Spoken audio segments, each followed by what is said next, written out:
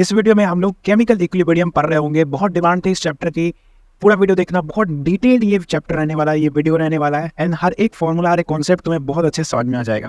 ठीक है, तो स्टार्ट करते हैं विथ केमिकल इक्विलिब्रियम, है ना। सबसे पहले हम लोग समझते हैं इक्विलिब्रियम क्या होता है।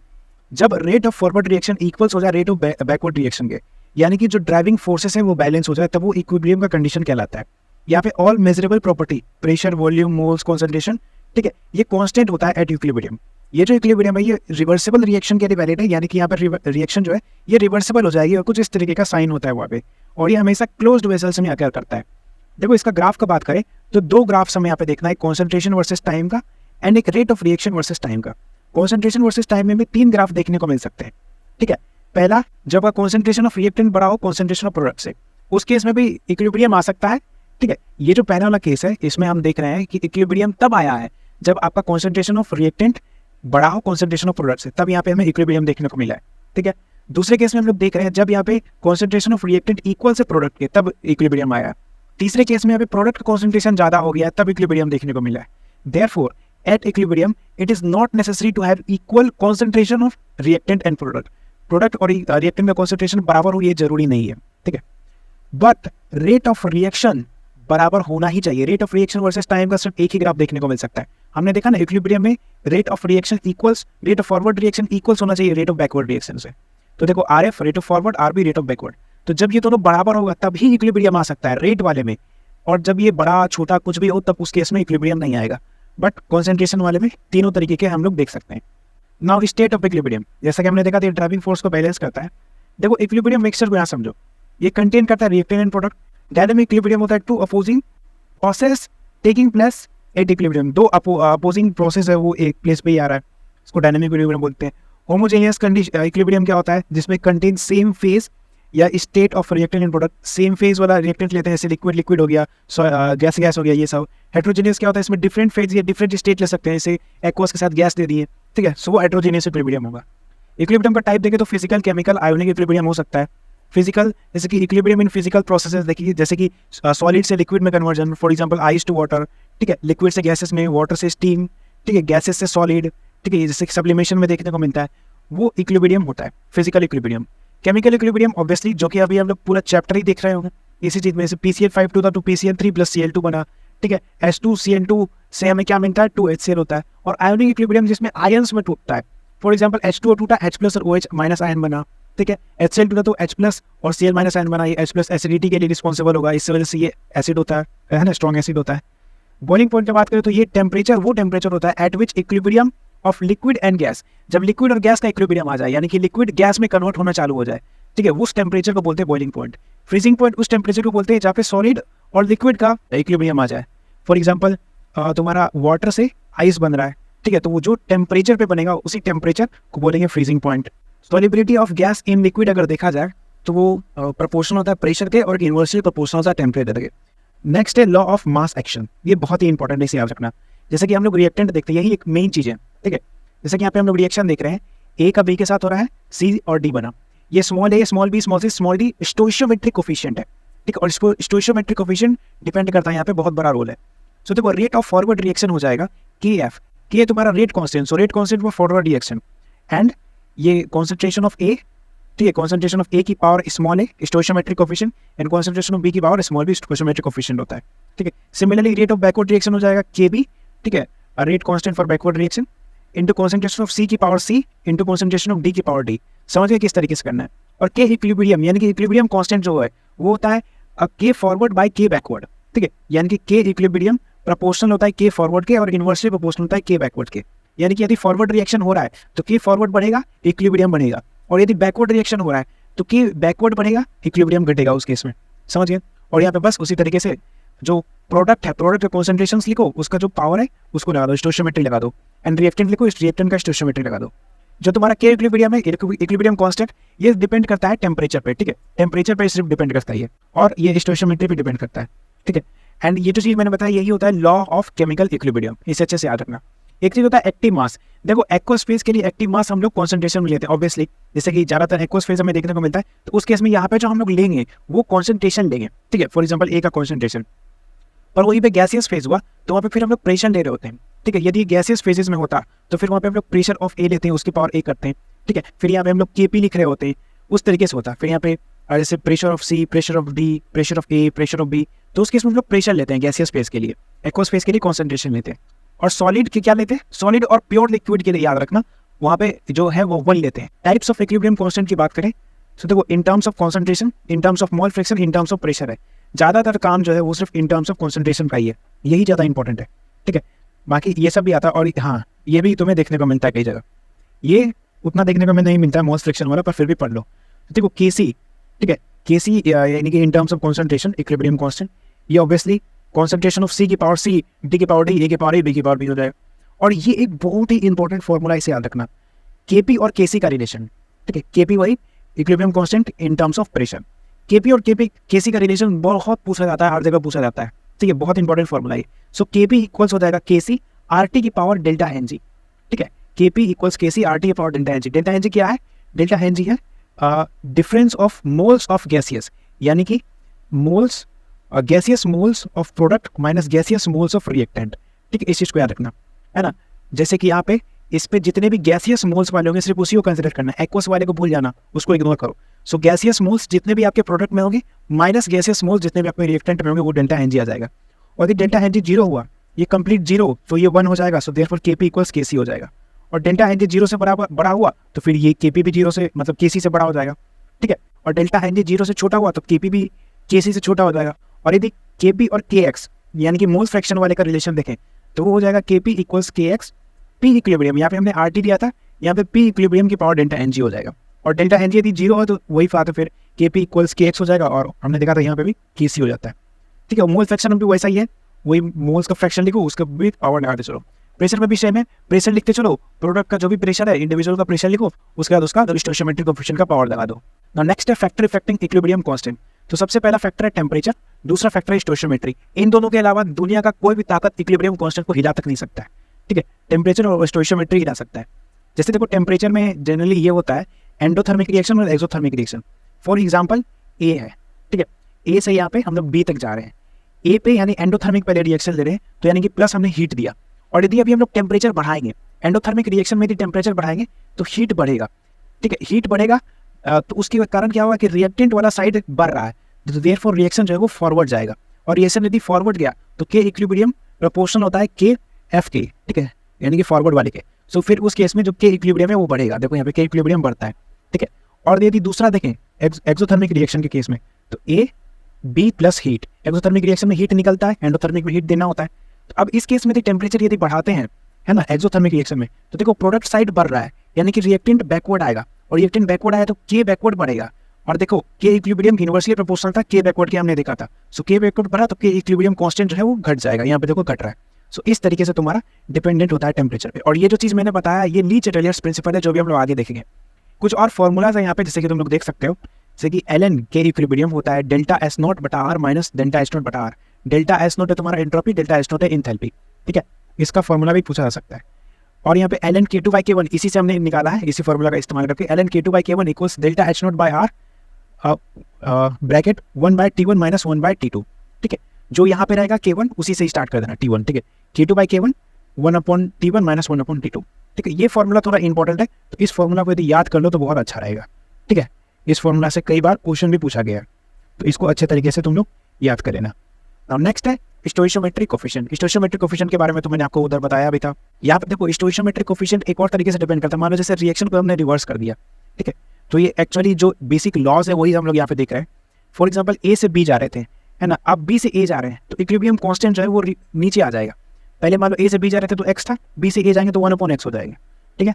अब रिएक्शन को हमने मल्टीप्लाई किया, ए से बी जा रहे थे तो के इक्विलिब्रियम एक्स था, अब एन से हमने दोनों साइड मल्टीप्लाई कर दिया। सो के इक्विलिब्रियम जितना भी था उसकी पावर में वो एन आ जाएगा, वो फैक्टर, ठीक है। और यदि डिवाइड कर देंगे तो डिवाइड भी तो एक मल्टीप्लाई है ना भाई, यहाँ पे 1/n से ही तो मल्टीप्लाई कर रहे हैं, तो ऊपर 1/n आ जाएगा। और यदि मल्टी स्टेप रिएक्शन है, ये हम लोग रिएक्शन को ऐड कर रहे हैं। फॉर एग्जाम्पल ए से बी जा रहा था तो एक्स था, बी से सी जा रहा है वाई है, सी से डी जा रहा है जेड है। अब सबको हमने ऐड कर दिया। सो ऐड कर दोगे तो ये इधर वाला और इधर वाला को हम लोग काट सकते हैं, इसको याद रखना, ठीक है। यदि कुछ इधर इस साइड हो और सेम चीज़ यदि उस साइड हो दूसरे रिएक्शन में तो वो कट सकता है। सो बी से बी कटेगा, सी से सी कटेगा। सो ए से अभी हम लोग डायरेक्ट डी जा रहे हैं तो उस केस में रिएक्शन यदि ऐड हो रहा है तभी कट रहा है, यदि ऐड करोगे तो फिर इक्विलिब्रियम कांस्टेंट यहाँ पे मल्टीप्लाई में चला जाता है, ठीक है। So x into Y into Z हो जाएगा, इस चीज को याद रखना, ठीक है। मल्टीप्लाई कर देते हैं हम लोग। नाउ देखो factor do not affect equilibrium constant, हमने देखा था उसके अलावा कोई फैक्टर डिपेंड नहीं करता है। फॉर एग्जांपल कॉन्सेंट्रेशन डिपेंड नहीं करेगा, तुम रिएक्टेंट प्रोडक्ट कॉन्सेंट्रेशन बढ़ाते रहो कि इक्विलिब्रियम पे फर्क नहीं पड़ेगा, वो मैनेज हो जाएगा। प्रेशर वॉल्यूम से भी कोई फर्क नहीं पड़ेगा। कैटलिस्ट भी इक्विलिब्रियम को कुछ नहीं करता है, ये सिर्फ तुम्हारा वही टाइम वगैरह जो है, टाइम टू रीच इक्विलिब्रियम उस पर अफेक्ट कर सकता है, बट के इक्विलिब्रियम को अफेक्ट नहीं करता है। इनर्ट मटेरियल ये भी अफेक्ट नहीं करता इक्विलिब्रियम को। यूनिट ऑफ के इक्विलिब्रियम देखें तो देखो kx का तो यूनिटलेस हो जाता है ऑब्वियसली, kc का हो जाता है कॉन्सेंट्रेशन की power delta N G, concentration होता है मोल पर लीटर की पावर डेल्टा एन जी हो जाएगा, डेल्टा एन जी तो मैंने आपको बता ही दिया। और kp का यूनिट हो जाएगा प्रेशर की पावर डेल्टा एन जी, ठीक है। प्रेशर का यूनिट हम लोग जानते हैं न्यूटन पर मीटर स्क्वायर होता है। सो इस तरीके से आप लोग यूनिट्स भी निकाल सकते हो, बड़ा ईजी है यूनिट निकालना। नाउ एप्लीकेशन ऑफ के इक्विलिब्रियम, ठीक है। सबसे पहले हम लोग देख रहे हैं डायरेक्शन ऑफ रिएक्शन। यदि के इक्विलिब्रियम 1000 से ज़्यादा हुआ तो फिर मोस्टली हमें प्रोडक्ट देखने को मिलेगा। ऑब्वियसली जितना ज़्यादा के इक्विलिब्रियम उतना ज़्यादा रिएक्शन फॉरवर्ड में जाएगा, उतना ही ज़्यादा हमारा प्रोडक्ट बनेगा। ऑब्वियसली के इक्विलिब्रियम 1000 से ज़्यादा हुआ तो ज़्यादातर प्रोडक्ट देखने को मिलेगा। यदि जो तुम्हारा 10⁻³ यानी कि 0.001 से कम हुआ, ठीक है, ये उसके बराबर हुआ तो मोस्टली रिएक्टेंट होगा, समझ गए। और यदि इन दोनों के बीच में हुआ तो बोथ प्रोडक्ट एंड रिएक्टेंट देखने को मिलेगा। और जैसा कि मैंने बताया ही आपको, के इक्विलिब्रियम को बढ़ाओगे तो वो क्या, के इक्विलिब्रियम जो है मैं आपको बताता हूँ, के इक्विलिब्रियम प्रोपोर्शनल टू के फॉरवर्ड इनवर्सली प्रोपोर्शनल टू के बैकवर्ड। के इक्विलिब्रियम को तुम बढ़ाओगे सो के फॉरवर्ड बढ़ेगा, देयरफॉर प्रोडक्ट ज़्यादा स्टेबल बनेगा, प्रोडक्ट फेवरेबल होगा। के इक्विलिब्रियम को घटाओगे सो के बैकवर्ड बढ़ेगा, देयरफॉर रिएक्टेंट ज़्यादा स्टेबल रहेगा, रिएक्टेंट फेवरेबल रहेगा। एक्सटेंट ऑफ रिएक्शन में हम लोग यहाँ पर रिएक्शन कोएफिशिएंट देख रहे हैं। देखो के इक्विलिब्रियम जो है ये प्रोडक्ट का कॉन्सेंट्रेशन, ठीक है, उसका जो भी स्टोइशियोमेट्री होगा डिवाइडेड बाय रिएक्टेंट का कॉन्सेंट्रेशन, उसका जो भी स्टोइशियोमेट्री है, ठीक है। ये हम लोग सिर्फ इक्विलिब्रियम कंडीशन पे देखते थे, ठीक है। केसी का जो हम लोग निकालते हैं, के इक्विलिब्रियम का जो हम लोग निकालते हैं, वो सिर्फ ये वाला चीज हम लोग इक्विलिब्रियम कंडीशन पे देखते हैं। पर क्यूसी ये सेम चीज हम लोग किसी भी टाइम पे देख सकते हैं, एनी टाइम, ठीक है। जो तुम्हारा रिएक्शन क्वेश्चन है ये define at any movement of reaction, किसी भी टाइम पे हम लोग प्रोडक्ट का कॉन्सेंट्रेशन, ये प्रोडक्ट का जो भी हम लोग एक्टिव मास ले रहे हैं उसका स्टोइशियोमेट्री डिवाइडेड बाय रिएक्टेंट का एक्टिव मास उसका स्टोइशियोमेट्री, ये कर रहे हैं हम लोग वहाँ पे, ठीक है। ये एनी टाइम कर लेते हैं, है ना। और यही जो है यही तुम्हारा इक्विलिब्रियम पे जाके केसी बन जाता है। सो यहाँ पे देखो यदि तुम्हारा क्यूसी इक्वल्स केसी के बराबर ही है, मतलब इक्विलिब्रियम पे यदि रिएक्शन आ गया है तो क्यूसी इक्वल्स केसी के ही बराबर हो जाएगा, मतलब कुछ नहीं है भाई, हम इसको केसी लिख सकते हैं। अब देखो यदि क्यूसी का वैल्यू छोटा हुआ केसी से तो क्या होगा, एक लाइन इस तरीके से बना देना, क्यूसी इक्वल्स केसी लिखना। अब इस तरफ देखो यहाँ पे क्यूसी छोटा होगा केसी से क्योंकि केसी बीच में है, ठीक है। इधर यदि हम लोग देख रहे हैं तो क्यूसी छोटा होगा केसी से, और यदि केसी के आगे चल रहे हैं तो क्यूसी फिर बड़ा होगा। सो अब क्या है कि हर चीज इक्विलिब्रियम पे आना चाहता है, ठीक है। तुम भी इक्विलिब्रियम पे आना चाहते हो, स्टेबल होना चाहते हो। क्यूसी यदि छोटा हुआ केसी से तो फिर ये फॉरवर्ड रिएक्शन को फेवर करेगा, यानी कि रिएक्शन को आगे बढ़ाएगा ताकि वो भाई वो तुम केसी तक पहुंच जाओ। और यदि क्यूसी बड़ा हुआ तो फिर बैकवर्ड रिएक्शन को फेवर करेगा, देयरफॉर यानी कि तुम अपने केसी कंडीशन यानी इक्विलिब्रियम कंडीशन पे पहुंच जाओ, ठीक है। सो क्यूसी यदि छोटा हुआ केसी से तो फॉरवर्ड रिएक्शन, और क्यूसी यदि बड़ा हुआ तो बैकवर्ड रिएक्शन, इस चीज को याद रखना। नेक्स्ट है relation between delta G and के इक्विलिब्रियम। देखो डेल्टा जी का फॉर्मूला क्या होता है, डेल्टा जी सबसे पहले होता है Gibbs free energy. Delta G का फॉर्मूला होता है delta G naught plus R T L N QC, ठीक है। रिएक्शन कोएफिशिएंट है यहाँ पे, ठीक है। और ये डेल्टा जी हम लोग देख रहे हैं किसी भी टाइम पे, तो किसी भी टाइम पे तो क्यूसी रहेगा ना भाई। और ये जो डेल्टा जी नॉट है ये स्टैंडर्ड गिब्स फ्री एनर्जी है ना। अब देखो एट इक्विलिब्रियम क्या होता है, डेल्टा जी जीरो हो जाता है, डेल्टा जी ये वाला जी जीरो हो जाएगा, और क्यूसी को हम लोग केसी लिख सकते हैं। सो देयरफॉर ये जीरो हो गया, सो डेल्टा जी नॉट ये उधर चला जाएगा, डेल्टा जी नॉट हो जाएगा minus R T L N KC के बराबर, ठीक है। ये इंपॉर्टेंट फॉर्मूला से याद रखना। स्पॉन्टेनियस प्रोसेस के लिए क्या होता है, स्पॉन्टेनियस प्रोसेस के लिए जो डेल्टा जी है ना, डेल्टा जी नेगेटिव में होता है स्पॉन्टेनियस प्रोसेस के लिए। तो यदि डेल्टा जी यदि नेगेटिव हुआ सो नेगेटिव नेगेटिव कटेगा, ठीक है। सो देयरफॉर वो केसी है वो तुम्हारा ग्रेटर देन 1 हो जाएगा, इस चीज को याद रखना। इक्विलिब्रियम मिक्सचर का बात करें तो देखो if the reaction concentration and KC दिया हुआ हो, ठीक है, रिएक्टेंट कॉन्सेंट्रेशन एंड केसी अगर दिया हुआ तो क्या करना है। सो देखो यहाँ पे रिएक्टेंट तुम्हारा टी इक्वल्स 0 पे, सबसे पहले तो तुम्हें दो कंडीशंस लिखनी आनी चाहिए, एक टी इक्वल्स 0 पे, एक टी इक्वल्स टी इक्विलिब्रियम पे। सो देखो टी इक्वल्स 0 पे रिएक्टेंट पे कॉन्सेंट्रेशन था, प्रोडक्ट में कुछ नहीं था। अब टी इक्वल्स टी इक्विलिब्रियम पे रिएक्टेंट से कुछ गया, ठीक है, रिएक्टेंट से मान लो एक्स गया, समझ रहे हो, तो इस पे कितना पहुंचेगा प्रोडक्ट पे, इस पे एक्स पहुंचेगा। लेकिन अब क्योंकि यहाँ पे इसके आगे 2 लगा हुआ है, सो यहाँ पे तुम्हें 2 से मल्टीप्लाई करना पड़ेगा, स्टोइशियोमेट्री मैटर करता है यहाँ पे। एक मोल से इसका यदि 2 मोल बन रहा है तो एक एक्स से इसका 2x बनेगा कि नहीं बनेगा भाई, सीधी सी बात है। सो देयरफॉर केसी इक्वल्स हो जाएगा प्रोडक्ट बटा रिएक्टेंट। सो प्रोडक्ट का जितना भी कॉन्सेंट्रेशन है और ऑब्वियसली पावर 2 करो बटा रिएक्टेंट कर दो, ये हो गया। अगर रिएक्टेंट का प्रेशर और केपी गिवन हो, सो इसमें भी उसी तरीके से करना है यदि गैसियस में हो तो, है ना। सो यहाँ पे इसका क्या हो जाएगा, इसका हो जाएगा पी नॉट, यदि दिया हो तो इसका 0 है, सो फिर एक्स गया तो यहाँ पे फिर देखो 2 के कारण 2x पहुंचेगा। सिमिलरली केपी में भी उसी तरीके से करना है, जो भी रिएक्टेंट का प्रेशर है स्क्वायर कर दो क्योंकि यहाँ पे 2 है बटा रिएक्टेंट का यहाँ पे प्रेशर लिख दो। नाउ अगर रिएक्टेंट का मोल और केसी दिया हुआ हो तो टी इक्वल 0 पे रिएक्टेंट का n मोल है और प्रोडक्ट पे 0 है, टी इक्वल्स टी इक्विलिब्रियम पे x गया, यहाँ पे 2x पहुंचा, ठीक है। अब देखो केसी हम लोग क्या कर सकते हैं, क्या केसी हम लोग डायरेक्ट इस ये बटा ये कर देंगे, नहीं, ऐसा हम लोग नहीं करते, ठीक है। केसी हम लोग डायरेक्ट ऐसा नहीं कर सकते। केसी होता क्या है, पहले इस बात को समझना। केसी में हम लोग क्या करते हैं, केसी में हम लोग कॉन्सेंट्रेशन लेते हैं। सो कॉन्सेंट्रेशन क्या होता है, कॉन्सेंट्रेशन यानी कि वही मोलारिटी, वो हो जाता है तुम्हारा मोल्स पर यूनिट वॉल्यूम। सो जो मोल्स है वो तो ये देंगे ही देंगे यहाँ से, पर वॉल्यूम भी लेना, तुम्हें दिया होगा क्वेश्चन में कि कितना वॉल्यूम पे ये चीज हो रहा है, सो वो चीज तुम्हें यहाँ पे इंक्लूड करनी पड़ेगी, ठीक है। सो इसका कॉन्सेंट्रेशन क्या हो जाएगा, डिवाइडेड बाय वॉल्यूम कर दो, इसका कॉन्सेंट्रेशन डिवाइडेड बाय वॉल्यूम कर दो, ठीक है, वो चीज तुम्हें यहाँ पे लेनी पड़ेगी। सो ठीक है, सो यहाँ पे 2x जो प्रोडक्ट का कॉन्सेप्ट यहाँ पे मोल्स था, सो 2x बाय वॉल्यूम करो तब इसका कॉन्सेंट्रेशन आ जाएगा और यहाँ से इसका स्क्वायर कर दो, फिर डिवाइडेड बाय रिएक्टेंट का कर दो, इस तरीके से आंसर आ जाएगा, है ना। वो चीज़ मैंने यहाँ पे लिखा हुआ भी है कि always considered volume in calculation of KC. Calculation यदि केसी का कर रहे हैं तो वॉल्यूम को कंसिडर करना पड़ेगा, ठीक है, सिर्फ मोल से नहीं होगा, क्योंकि मोल्स बटा वॉल्यूम कॉन्सेंट्रेशन होता है और उसी को हम लोग यहाँ पे लेते हैं। If volume not given then फिर वहाँ पे तुम लोग वॉल्यूम को 1 लीटर के बराबर ले सकते हो, ठीक है। और ऑब्वियसली जो केसी है उसको कॉन्सेंट्रेशन के टर्म्स में लेते हैं और कॉन्सेंट्रेशन होता है moles per unit volume. Now next है यदि रिएक्टेंट का मोल और केपी दिया हो, जैसे ए से तुम बी पे जा रहे हो तो सिमिलरली यहाँ पे टी इक्वल 0 पे इस पे n है, इस पे 0 है, इक्विलिब्रियम पे n - x 2x पहुंचा। अब यहाँ पे प्रेशर का कहानी है, क्योंकि केपी पे तुम प्रेशर दोगे, कॉन्सेंट्रेशन तो ले नहीं सकते हो। अब यहाँ पे सिंपल सा यहाँ पे आप लोग यदि मोल्स पर यूनिट वॉल्यूम तो कर नहीं सकते, अब प्रेशर लेना है और गैसियस फेज है, तो गैसियस फेज के लिए प्रेशर को किस तरीके से रिलेट करना है वो यहाँ पे देखो। सबसे पहले तो ये जाननी पड़ेगी कि वेपर फेज में मोल फ्रैक्शन क्या होता है। Moles fraction of vapour phase हमने देखा था, ठीक है, moles fraction of vapour phase मैं तो बताता हूँ यहाँ पे देखो। मोल्स फ्रैक्शन हम लोग वेपर फेज को y से हम लोग डिनोट करते थे, वो हमने देखा था प्रेशर ऑफ ए, ठीक है, फॉर एग्जांपल y ऑफ ए लेगा तो pressure of A by total pressure ये होता है। यहाँ पे हमने उसी मोल्स फ्रैक्शन को x से डिनोट कर दिया, ठीक है, तो कंफ्यूज मत होना, ठीक है, ये moles fraction of vapour phase ही है, समझ गया। तो moles fraction of vapour phase को हम लोग क्या लिख सकते थे, pressure of A by total pressure. So therefore यहाँ पे हम लोग प्रेशर ऑफ ए को लिख सकते हैं moles fraction of A into total pressure, वही चीज मैंने यहाँ पे लिखा गया है, ठीक है। सो कंफ्यूजन पहले ही दूर कर दिया। अब देखो आगे देखते हैं। सबसे पहला स्टेप में तुम्हें क्या करना है, मोल और केपी दिया हो तो ये काम कर लो पहले, उसके बाद टोटल मोल्स निकालो। टोटल मोल्स क्यों निकालना है, क्योंकि हमें आगे जाके मोल फ्रैक्शन पे डील करना है, ठीक है। टोटल मोल्स निकालो, टोटल मोल्स क्या होगा, सबको जोड़ दो, यानी कि n - x + 2x, ये आ गया n + x। अब प्रेशर क्या था, ठीक है, YA इक्वल्स था हमारे पास PA बाय P टोटल, ठीक है। यदि कंफ्यूज हो जाए तो डायरेक्ट इसी को लिख देना। सो PA क्या हो जाएगा, हमें देखो इंडिविजुअल का प्रेशर निकालना है ना, तो इसी फॉर्मूला से हम लोग निकाल सकते हैं। और क्या फॉर्मूला लगाओगे, सो PA हो जाएगा तुम्हारे पास XA × PT, XA वही YA ही है वहाँ पे, ठीक है ना।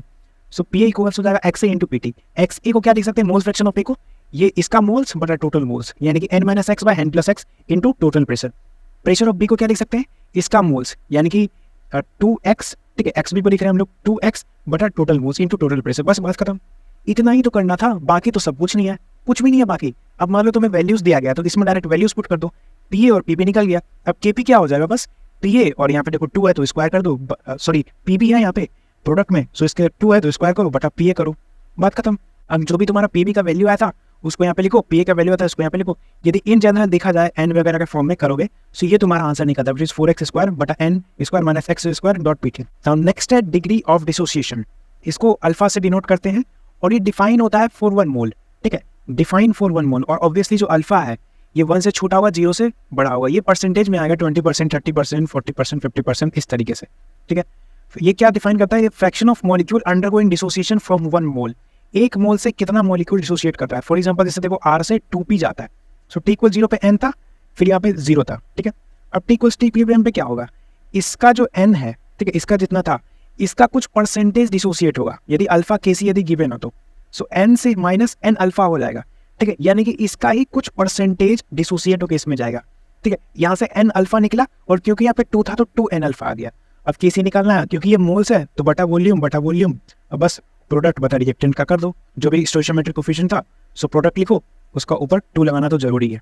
अब जैसे यहाँ पे देखो ये 1 मोल का क्या चक्कर है, फॉर एग्जांपल तुम्हें क्वेश्चन दिया हुआ है 2A से 3B पे जा रहे हो प्लस 5C पे जा रहे हो, सो एक काम करो ना, इस 2A को नीचे कर देना, इन दोनों के नीचे भेज देना, इस तरीके से एक नॉर्मल सा रिएक्शन लिख दो, ठीक है। इसका हालांकि ज़्यादा काम नहीं है, पर इसको हम लोग समझने के लिए बस लिख सकते हैं, ठीक है। इससे एक रिएक्शन लिख दो ताकि ये वाला जो है ये 1 हो जाए बस, ठीक है। जिसमें अल्फा दिया हुआ उसके लिए, जिसमें डायरेक्टली नॉर्मल दिया हुआ है कितना जा रहा है, उसमें तो सिंपल तरीके से तुम कर सकते हो, और ये अल्फा वाले में थोड़ा करना पड़ता है, क्योंकि अल्फा वाले में इस तरफ वाला जो है ना रिएक्टेंट वाले के साइड में स्टोइशियोमेट्री नहीं लगता है। इसमें क्या था, इसमें मान लो कि यहाँ पे यदि 2 रहता ना तो इधर भी हमें 2 लिखना पड़ता, ठीक है। पर इसमें ऐसा नहीं, इसमें रिएक्टेंट के साइड में स्टोइशियोमेट्री वगैरह नहीं लगता है, इसलिए काम करना इसका जो भी था इसको 1 बना देना और यहाँ पे 2 लिख दो, ठीक है। इस तरीके से मैं करता हूँ तो तुम भी कर लो। अब मान लो t=0 पे a का 5 मोल था, ठीक है, इस पे 0 था, इस पे 0 था। अब t=t इक्विलिब्रियम पे क्या होगा, इससे मान लो कि अल्फा निकला है तो ऑब्वियसली 5 - 5 अल्फा होगा, ठीक है। अल्फा डिग्री ऑफ डिसोसिएशन है दिया हुआ है, तो ऑब्वियसली 5 इसका कुछ परसेंटेज निकला होगा, 5 अल्फा निकला होगा, सो 5 - 5 अल्फा हो जाएगा। अब देखो इस पे कितना होगा, 5 अल्फा और जो भी इसका आगे का लगा हुआ 3/2, सिमिलरली इसमें 5 अल्फा जो भी आगे का लगा हुआ है 5/2, समझ गए। ये बस मोल देगा, ठीक है ना, कि कितना मोल आगे और पीछे रहेगा रिएक्टेंट और प्रोडक्ट में, बस। बाकी यदि केसी निकालना हो तो इसी रिएक्टेंट का, इसी मतलब इक्वेशन का इस्तेमाल करोगे। के इक्विलिब्रियम निकालना हो तो भी इसी का इस्तेमाल करोगे, समझे। सब कुछ निकालना है तो इसका इस्तेमाल करोगे, ये इससे बस सिर्फ ये मोल्स पता चलता है, ठीक। ऑब्वियसली अब कॉन्सेंट्रेशन के लिए नीचे वॉल्यूम लगाना मत भूलना, ठीक है। वॉल्यूम लगाने के बाद केसी निकाल लेना, है ना। फॉर एग्जाम्पल यहाँ पे मैं लेके चलता हूँ, अल्फा इक्वल्स दिया हुआ है तुम्हारा 20%, यानी कि 1/5 दिया हुआ है अल्फा, ठीक है। 20% 1/5 दिया हुआ है। सो इसी इक्वेशन को यहाँ पे यदि कैलकुलेट करूँ तो क्या हो जाएगा, सो फिर जो 5 अल्फा का वैल्यू है, 5 अल्फा का वैल्यू कितना हो जाएगा, 5 अल्फा का वैल्यू 1 हो जाएगा। सो ये फिर कितना हो गया, 5 - 1, 5 - 1 हो जाएगा 4, ठीक है। 5 - 1 हो गया यहाँ पे 4, और ये भी 1 है तो ये हो गया 3/2 और ये हो गया 5/2। सो इसको कैसे लिख सकते हैं, देखो यदि तुम्हें केसी लिखना हो, लेट से मान के चलते वॉल्यूम इक्वल्स 1 लीटर है, सो वॉल्यूम को यहाँ पे इग्नोर कर देते हैं, ठीक है। वॉल्यूम 1 लीटर है तो वॉल्यूम नहीं लिखते, यही हमारा हो गया ये वाला कॉन्सेंट्रेशन। सो सबसे पहले प्रोडक्ट में क्या है 3/2। अब इसका पावर क्या देना, इसका पावर ये मत दे देना गलती से भी, ये देना 3 इंटू नेक्स्ट क्या है 5/2। 5/2 किसका था, उसका पावर हो जाएगा 5, ठीक है। उसके बाद क्या है 4 का पावर क्या देंगे 2। इस तरीके से केसी निकालेंगे, समझ में आया ना। ये जो इक्वेशन था ना ये वाला, इस इक्वेशन का इस्तेमाल सिर्फ हम लोग मोल निकालने के लिए करते हैं ताकि आसानी से मोल निकाल सके, ठीक है। वही चीज़ मैंने आगे यहाँ पे लिख भी दिया है कि फॉर केसी एंड के इक्विलिब्रियम ओरिजिनल इक्वेशन हम लोग यहाँ पे यूज़ करेंगे, समझ में आ गया। नाउ अल्फा एंड के पी यदि दिया हुआ हो तो क्या करेंगे, तो वो आर से 2p जा रहे हैं, t=0 पे 0 है और यहाँ पे तुम्हारा सॉरी t=0 पे 1 मोल है, यहाँ पे 0 है। सो इक्विलिब्रियम पे क्या, इसका अल्फा लेंगे तो 1 अल्फा तो अल्फा ही हो जाएगा, और यहाँ पे 2 चला जाएगा क्योंकि आगे 2 दिया हुआ है। तो एन टोटल निकाल देंगे जैसा कि हमने पहले किया था। एन टोटल क्या हो जाएगा, सबको जोड़ देंगे तो ये हो जाएगा 1 + अल्फा। सिमिलरली उसके बाद हम लोग को यहाँ से पी और पी भी निकाल लेना है। पी कैसे निकालेंगे, पी हो जाएगा यहाँ पे वही वाई ए इंटू पी टोटल करके, ठीक है। सो पी को हमने वही किया, पी इक्वल देखो एक्स से वही गैसियस का ही है, समझ रहे हो। मैं वाई ए बोल दूँ या एक्स से बोल दूँ, एक ही चीज़ समझना, ठीक है। So P equals X A into P total और P B equals X B into P total, और वैसे जो स्क्वायर लगा दिया बस। एक्स बी का वैल्यू तुम्हें पता है निकालना, एक्स ए का वैल्यू तुम्हें पता है निकालना। एक्स ए इक्वल्स क्या हो जाएगा, एक्स ए इक्वल्स हो जाएगा तुम्हारा ये 1 - अल्फा बाय 1 + अल्फा, ठीक है। वही चीज़ दिखा दिया तुम्हारा एक्स ए 1 - अल्फा 1 + अल्फा, और एक्स बी भी उसी तरीके से निकाल लेना। एक्चुअली इसको यहाँ पे ए कर लो और इसको यहाँ पे बी कर लो, ठीक है। इस तरीके से कर सकते हो। नाउ नेक्स्ट है, अच्छा नेक्स्ट नहीं, इसी में एक चीज़ है कि देखो कुछ मैंने यहाँ पे बना के रख दिया जैसे अल्फा और के पी वाला, ठीक है। देखो यदि आर से रिएक्टेंट से 2 प्रोडक्ट में जा रहे हो, यदि इस तरीके का इक्वेशन तुम्हें मिलता है, देखो जनरली मैं बोलूँगा कि इसको याद करने का ऐसा कोई ज़रूरत है नहीं। मैंने जो कॉन्सेप्ट बता दिया उस कॉन्सेप्ट का इस्तेमाल करके बहुत आसानी से तुम निकाल सकते हो, ठीक है। बाकी यदि डायरेक्ट रटना ही है तो ऐसे रट लो, जैसे आर से यदि 2 पे जा रहे हो इस तरीके का इक्वेशन है, तो उसके इसमें के पी हो जाएगा 4 अल्फा स्क्वायर बटा 1 - अल्फा का स्क्वायर इंटू पी टी, ठीक है। इसमें कॉन्सेंट्रेशन वगैरह कहीं नहीं आएगा, डायरेक्ट इस फॉर्मूला का इस्तेमाल कर सकते हो। और यदि ए से बी और सी में जा रहे हो तो फिर बस ये 4 को हटा देना और बाकी सब वही है, यानी के P equals alpha square by 1 - alpha square into P T, ठीक है। एंड ऑब्वियसली जैसा कि फॉर्मूला में भी देख रहे हो, ये जो है ये जो के पी है ये इंडिपेंडेंट ऑफ मोल होगा, इसमें कहीं मोल आ रहा है, सो मोल पे डिपेंड नहीं करेगा, ठीक है। मोल पे या कॉन्सेंट्रेशन पे डिपेंड नहीं कर रहा होगा, और ये हमेशा ऑलवेज वैलिड होता है, ठीक है। इसको इस्तेमाल कर सकते हो तुम लोग, समझ में। डायरेक्ट जो मैंने प्रोसेस बताया उस प्रोसेस से भी कर लोगे तो तुम्हारा काम हो जाएगा, और उसी प्रोसेस से करना।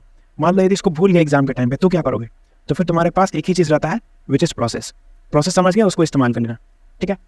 नाउ नेक्स्ट है relation between alpha vapour density and molar मास।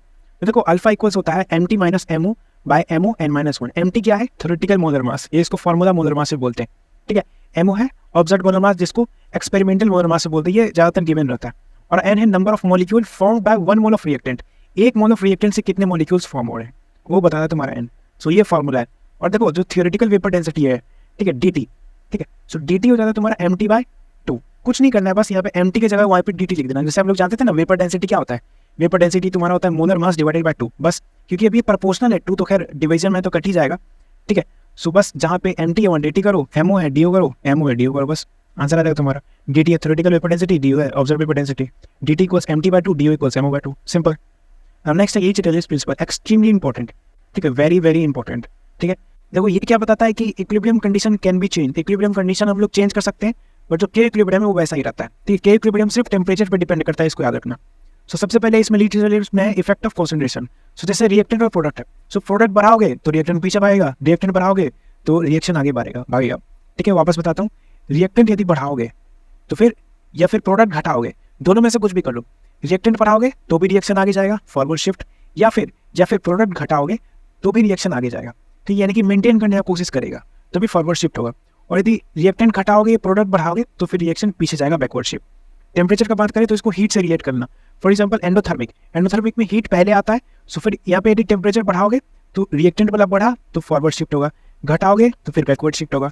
वही चीज़ है एक्सोथर्मिक में, क्या होगा, हीट बाद में आता है प्रोडक्ट साइड में, सो टेम्परेचर बढ़ाओगे तो फिर प्रोडक्ट बढ़ा तो फिर बैकवर्ड रिएक्शन जाएगा, घटाओगे तो फिर फॉरवर्ड रिएक्शन जाएगा। समझ गए किस तरीके से करना है, वैसे ही होगा। Now effect of volume and pressure, तो रेफरेंस तुम लोग वॉल्यूम को लेना, ठीक है, भले ही प्रेशर दिया हुआ हो लेकिन रेफरेंस वॉल्यूम को ही लेना। तो देखो अगर वॉल्यूम बढ़ रहा है तो रिएक्शन जो है ये मोर गैसियस मोल की तरफ शिफ्ट करेगा, जिस तरफ तुम्हारा मोर गैसियस मोल हो। फॉर एग्जांपल यहाँ पे देखो, यहाँ पे तुम्हारा N2 3H2 और NH3 है, इस तरफ तुम्हारा 4 गैसियस मोल से 3 1 4, और इधर तुम्हारा 2 गैसियस मोल से। तो यदि वॉल्यूम बढ़ाओगे तो रिएक्शन इधर आएगा, इस तरफ मोर गैसियस मोल, यानी कि बैकवर्ड शिफ्ट होगा, ठीक है। ये नंबर ऑफ मोल्स पे डिपेंड करता है। और देखो यदि तुम्हें बोला हुआ वो वॉल्यूम बढ़ा रहे हैं, ये कहा गया है प्रेशर घटा रहे हैं, हम लोग जानते हैं है ना, PV इक्वल्स nRT से, कि वॉल्यूम इनवर्सली प्रोपोर्शनल होता है प्रेशर के। तो प्रेशर यदि घटा रहे हैं तो तुम लोग अपने दिमाग में सोचना कि अच्छा वॉल्यूम बढ़ाने वाला केस है, यानी कि जब हम लोग रिएक्शन उसी तरफ शिफ्ट होगा जहाँ पे ज़्यादा गैसियस मोल्स है। एंड सिमिलरली इसका उल्टा, वॉल्यूम घटा रहे हैं या प्रेशर बढ़ा रहे हैं तो फिर reaction shift toward less gaseous moles. यहाँ पे मैंने वॉल्यूम को क्यों रेफरेंस लेने बोला, क्योंकि जैसे देखो वॉल्यूम बढ़ा रहे हो यानी कि मोर, और वॉल्यूम घटा रहे हो यानी कि लेस, रिलेट करने में आसानी होगा इसलिए, ठीक है। और जैसे देखो वॉल्यूम घटाया किधर जाएगा, लेस गैसियस मोल्स, यानी कि इधर फॉरवर्ड शिफ्ट। फॉरवर्ड बैकवर्ड वो डिपेंड करता है गैसियस मोल्स पे।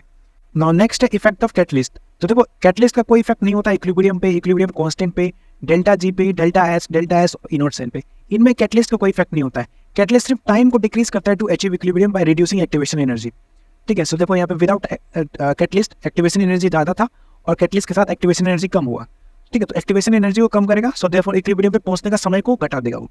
कैटलिस्ट का सिर्फ इतना ही काम है, ठीक है। इस चैप्टर में इतना ही था, ठीक है। थैंक यू सो मच, आपने इस वीडियो को यहाँ तक देखा। जो ये नोट्स है ये आपको मेरे टेलीग्राम चैनल पे मिल जाएंगे, लिंक आपको डिस्क्रिप्शन में दिया हुआ हो। वीडियो अच्छा लगा तो प्लीज़ इसे लाइक कर दीजिएगा, चैनल को सब्सक्राइब कर दीजिएगा। मैं मिलता हूँ आपको नेक्स्ट वीडियो में आयोनिक इक्विलिब्रियम चैप्टर में। Thank you so much.